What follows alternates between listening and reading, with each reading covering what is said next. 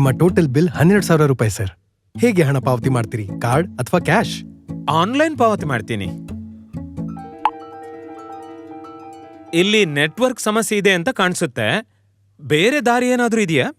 Sir, ನಿಮಗೆ network ಸಿಗ್ತಿಲ್ಲ ಅಂದ್ರೆ ನೀವು ನಮ್ಮ ಫ್ರೀ ವೈಫೈ ಕನೆಕ್ಟ್ ಮಾಡ್ಕೊಳ್ಬಹುದು.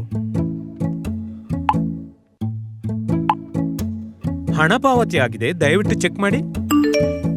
ನಮ್ಮಲ್ಲಿ ಶಾಪಿಂಗ್ ಮಾಡಿದ್ದಕ್ಕಾಗಿ ಧನ್ಯವಾದಗಳು.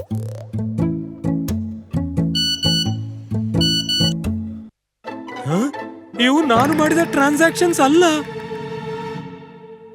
ನಾನು ಮಾಡೇ ಇಲ್ಲದ ಪೇಮೆಂಟ್ ಸಲುವಾಗಿ ನನ್ನ ಬ್ಯಾಂಕ್ ಖಾತೆಯಿಂದ ಹಣ ವಜಾಗಿದೆ. ನೀವು ಮಾಡಿದ ಕೊನೆಯ ಟ್ರಾನ್ಸಾಕ್ಷನ್ ಯಾವ್ದಪ್ಪ? ಮತ್ತದನ್ನು ಎಲ್ಲಿ ಮಾಡಿದ್ರಿ? ನನ್ನ ಕೊನೆಯ ಟ್ರಾನ್ಸಾಕ್ಷನ್ ನಡೆದದ್ದು ಶಾಪಿಂಗ್ ಮಾಲ್ನಲ್ಲಿ ಆನ್ಲೈನ್ ಪಾವತಿ ಮಾಡಿದೆ. ನನ್ನ ನೆಟ್ವರ್ಕ್ ಕೆಲಸ ಮಾಡ್ತಿರ್ಲಿಲ್ಲ, ಅದಕ್ಕೆ ನಾನು ಫ್ರೀ ವೈಫೈಗೆ ಕನೆಕ್ಟ್ ಮಾಡಿ ಹಣ ಪಾವತಿಸಿದೆ. ಹಣಕಾಸಿನ ಟ್ರಾನ್ಸಾಕ್ಷನ್ ಸಲುವಾಗಿ ಫ್ರೀ ವೈಫೈ ಬಳಸಿದ್ರಪ್ಪ? ಅದು ಸುರಕ್ಷಿತವಲ್ಲ. ಹ್ಯಾಕರ್ಸ್ ಈ ವೈಫೈ ಮೂಲಕ ಜನರ ಡೇಟಾ ಪತ್ತೆ ಮಾಡಿ ಅದನ್ನು ಅಕ್ರಮ ಉದ್ದೇಶಗಳಿಗಾಗಿ ಉಪಯೋಗಿಸ್ತಾರೆ. ಹೌದೇನೋ, ನಂಗೆ ಇದು ಗೊತ್ತೇ ಇರ್ಲಿಲ್ಲ ಮಗ. ನೀವು ಹಣಕಾಸಿನ ವ್ಯವಹಾರಕ್ಕಾಗಿ ವೈಫೈ ಬಳಸಿದಾಗ ಯಾವುದೋ ಹ್ಯಾಕರ್ ನಿಮ್ಮ ವೈಯಕ್ತಿಕ ಡೇಟಾ ಪಡ್ಕೊಂಡು ನಿಮ್ಮ ಬ್ಯಾಂಕ್ ಖಾತೆಯಿಂದ ಅನಧಿಕೃತ ಟ್ರಾನ್ಸಾಕ್ಷನ್ಗಾಗಿ ಅದನ್ನ ಬಳಸಿದ್ದಾರೆ. ಅದಕ್ಕೆ ನಿಮ್ಗೆ ಈ ಮೆಸೇಜಸ್ ಬರ್ತಾ ಇವೆ. ಅಯ್ಯೋ ದೇವ್ರೆ, ಎಂತ ತಪ್ಪು ಮಾಡ್ಬಿಟ್ಟೆ ನಾನು. ಈಗೇನು ಮಾಡೋಣ?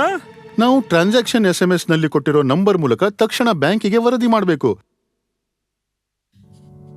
ಜಾಗರೂಕರಾಗಿರಿ. ಸಾರ್ವಜನಿಕ ವೈಫೈ ಮೂಲಕ ವಂಚನೆ ಆಗಬಹುದು. ಎಚ್ಚರಿಕೆ ವಹಿಸಿ.